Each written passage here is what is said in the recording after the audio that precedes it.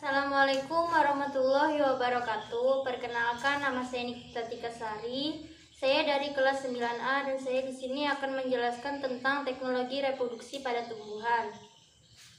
Jadi, teknologi reproduksi tumbuhan terbagi menjadi 4, yaitu hidroponik, aeroponik, vertikultur, dan kultur jaringan.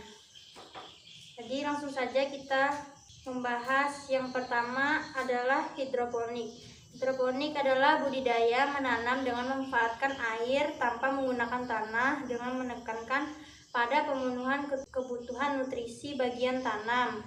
Adapun tanaman darat yang dapat ditanam dengan teknik hidroponik seperti paprika, tomat, timun, terus terong, dan selada dapat ditumbuhkan secara langsung dalam wadah yang berisi nutrisi atau dengan ditambahkan medium yang tak larut dalam air, misalnya kerikil, arang, sekam, spons, serbuk kayu, dan lain sebagainya. Keuntungan dari bercocok tanam dengan sistem hidroponik adalah dapat menghemat lahan karena tanaman dapat ditanam secara bertingkat. Nutrisi tanaman atau mineral atau pupuk yang diberikan dapat diperhitungkan sesuai kebutuhan sehingga lebih efisien. Kualitas buah tanaman yang dihasilkan lebih baik sehingga meningkatkan produksi panen. Tidak tergantung pada musim karena dikelola secara khusus. Jadi kita membahas yang kedua adalah aeroponik. Aeroponik adalah modifikasi dari sistem hidroponik. Adapun kekurangan sistem aeroponik yaitu ketersediaan alat yang belum banyak untuk penyemprotan kabut nutrisi listrik agar sistem terus berjalan, memerlukan keterampilan yang tinggi dan biaya persiapan alat yang tinggi. Yang ketiga ada vertikultur. Vertikultur adalah teknik budidaya tanam dengan cara membuat instalasi secara bertingkat atau vertikal dengan tujuan untuk meningkatkan jumlah tanaman. Kelebihan sistem pertanian vertikultur yaitu efisiensi dalam penggunaan lahan, penghematan pemakaian pupuk dan pestisida, dapat dipindahkan dengan mudah karena tanaman diletakkan dalam wadah tertentu, mudah dalam hal monitoring atau pemeliharaan tanaman. Jenis-jenis tanaman yang dapat dibudidayakan dengan sistem vertikultur sangat banyak, antara lain tanaman sayur semusimnya seperti sawi, selada kubis, wortel, dan tomat.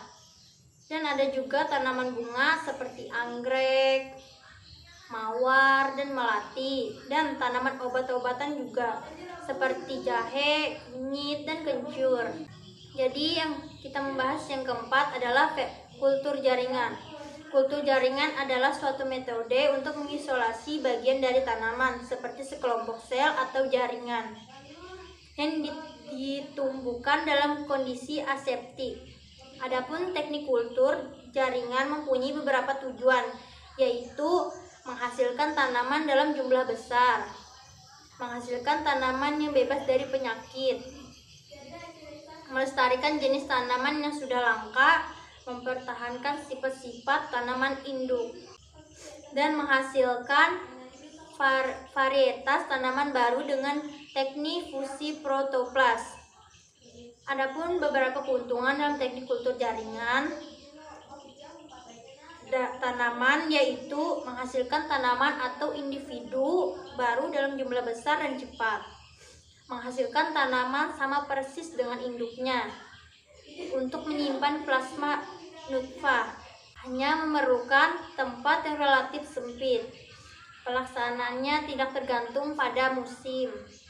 Selain itu, ada pula kelemahan dari teknik kultur jaringan seperti diperlukan biaya awal yang relatif tinggi, hanya mampu dilakukan oleh orang-orang tertentu saja karena memerlukan keahlian khusus. Bibit hasil kultur jaringan memerlukan proses aklimatasi karena biasa dalam kondisi lembab dan aseptik. Cukup sekian penjelasan dari saya. Apabila ada salah kata mohon dimaafkan. Wassalamualaikum warahmatullahi wabarakatuh.